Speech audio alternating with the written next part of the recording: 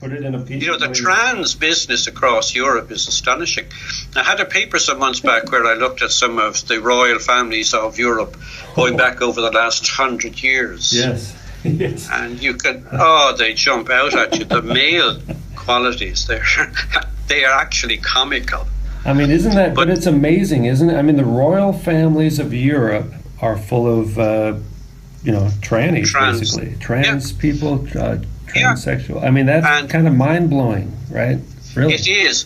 Now, you could imagine that would have been feasible in the old days, before the use of photographs and video and all of that, where the people wouldn't get to see them very often. And when they did, they wouldn't get much chance to study them. Yeah. And when the camera became available and video and film footage became available, we had a brief window where we could see them in the raw, if you like. But in the last 20, 30, 40 years, they appear to have greatly improved the quality, so that they're much more convincing transgenders now. Yeah. And of course, they carry out more surgery on them now. I would recommend, if you're interested, to go out and check some of the junior members of the British royal family. Oh, yeah. The ones who are around 5, 6, 7, 8. They are just like little boys, Yeah.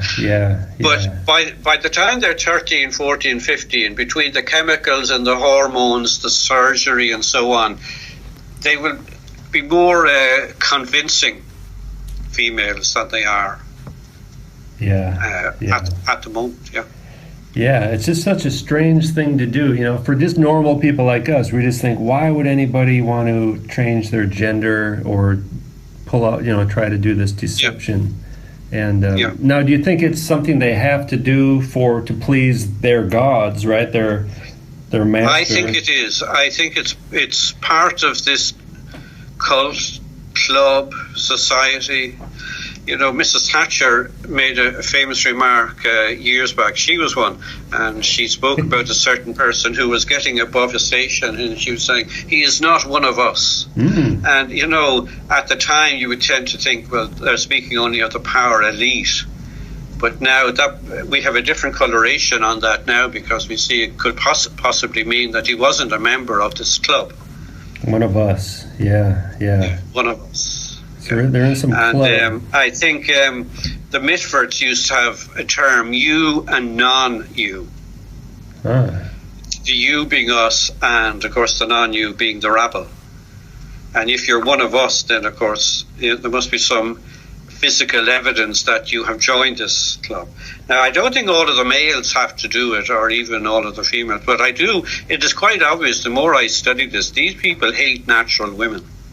Yeah. They hate natural childbirth, they hate natural marriage, they hate natural families. Yes. Is that their hatred of humanity in general, or what is that all Well, it about? seems to be whether Satan hates women more than men, and this is carried through, or whether it's part of a general strategy that they are following to wipe out the family, separate sex and marriage, separate the rearing of children from their parents, so that the state raises and brainwashes the child, and where generation takes place without the uterus, because the striking feature of an androgyne is the thing you can't see.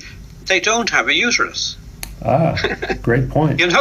But they always pretend like they do.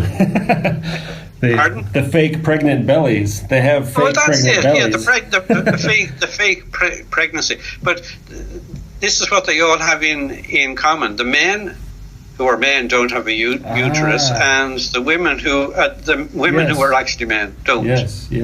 So you see, Satan hates this, because that's the means by which the Lord brought Christ into the world and caused the defeat of Satan. And also Satan in the garden, I mean, he went for the woman because he knew that was the weaker of the two, and he could deceive her.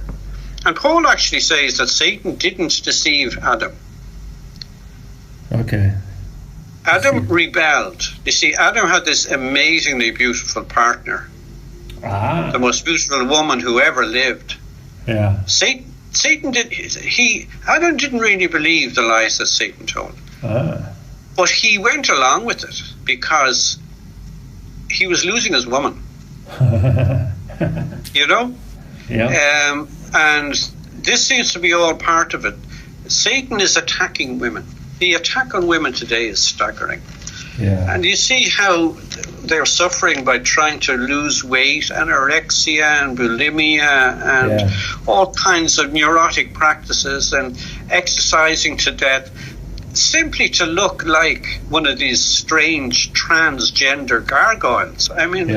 Yeah, and not wanting to get pregnant, to get fat and stuff. And not wanting to get pregnant. Not wanting to have babies. Abortion. That's abortion. The murder of children. Is anything more pleasing to Satan than to have a mother kill her own child? Wow.